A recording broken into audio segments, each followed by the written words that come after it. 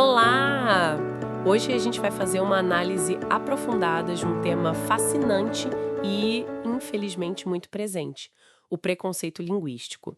Vamos usar como base dois vídeos que discutem um livro assim fundamental sobre o assunto, preconceito linguístico, ainda mais agora que ele completou aí mais de 20 anos de publicação. Exato. A ideia é a gente tentar entender por que certas formas de falar são mais valorizadas e outras, bom, acabam sendo estigmatizadas, né? Vamos explorar as ideias do autor, que virou uma referência central nesse debate aqui no Brasil. Entender as raízes e, claro, as consequências desse tipo de discriminação que, muitas vezes, nem percebemos. Certo, então. Vamos começar a desempacotar isso.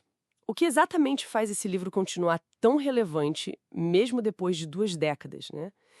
E com esse lançamento quase casual, pelo que parece. Pelo que eu vi, a história da publicação é bem curiosa mesmo. O autor juntou uns textos de palestras meio rápido a pedido de um amigo editor. Parece que não tinha um plano gigante para o impacto que o livro acabou tendo. É verdade. A origem foi um tanto inesperada, digamos. Mas a força do livro, eu acho, está na tese central, que continua sendo bem provocadora. Olha, o preconceito linguístico, na essência, não seria sobre a língua em si. O que existe mesmo é preconceito social, de classe, regional, de raça, de gênero. E esse preconceito se manifesta usando a forma de falar como pretexto, sabe? Uma das sacadas, eu diria, mais fortes é perceber que a crítica à concordância verbal de alguém do interior, por exemplo, raramente é sobre a gramática em si, mas sim sobre uma visão já estereotipada daquela pessoa ou região. Entendi. Essa ideia de usar a língua como uma máscara, talvez, para outros preconceitos é bem forte. E como isso se liga com a história da própria gramática que a gente aprende na escola? Ah, a conexão é bem direta e antiga. A raiz está muito ligada ao que a gente chama de gramática tradicional, sabe?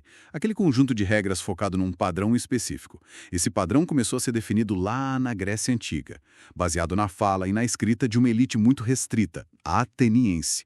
Aí tudo que fugia disso, a língua falada no dia a dia, das classes populares, até das mulheres, passou a ser visto como errado, inferior. Essa ideia de um padrão único, correto, passou para o latim, influenciou as primeiras gramáticas portuguesas e, séculos depois, ainda molda o que a escola muitas vezes apresenta como a única forma válida de usar a língua, ignorando toda a riqueza das variações que existem de fato. Nossa, faz sentido. É como se a gente carregasse um peso histórico sobre como deveria falar, né?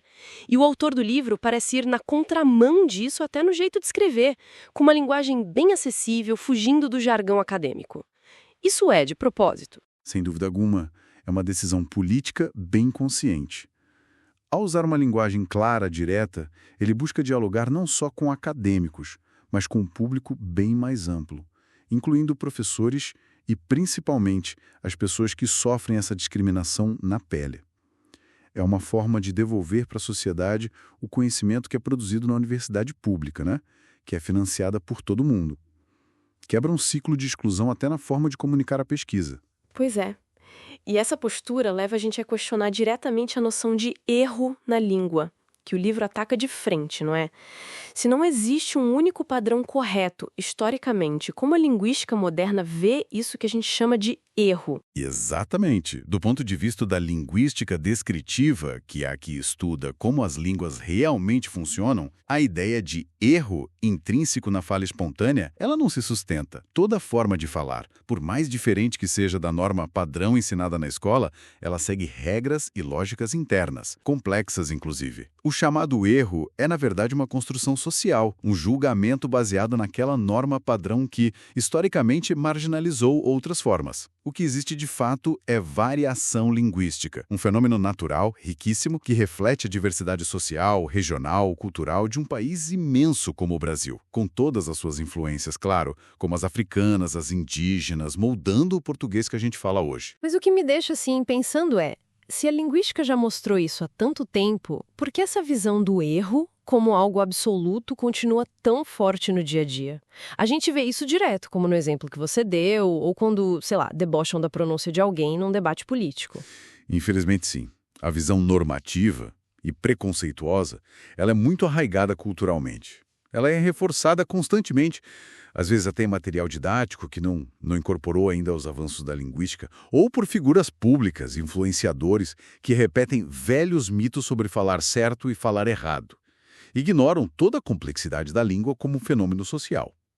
É uma visão que acaba servindo para manter distinções, hierarquias sociais. Então tudo isso, a reflexão que fica é bem profunda, né? Será que quando a gente julga ou corrige o jeito de outra pessoa falar, mesmo com a melhor das intenções, não estamos reproduzindo, sem querer, mecanismos de exclusão social bem mais amplos, históricos? Exato. E dá para levar essa reflexão um passo adiante, sabe? Pensando na ideia de adequação linguística, que é aquela capacidade de adaptar nossa fala ao contexto, né? Falar de um jeito numa entrevista de emprego, de outro com os amigos. Até que ponto essa adequação é só uma ferramenta útil para a comunicação? E a partir de que ponto ela vira uma exigência unilateral, onde só alguns grupos precisam ficar se adaptando o tempo todo para serem aceitos, reforçando as desigualdades que já existem? Fica aí a provocação para a gente pensar sobre isso no nosso dia a dia.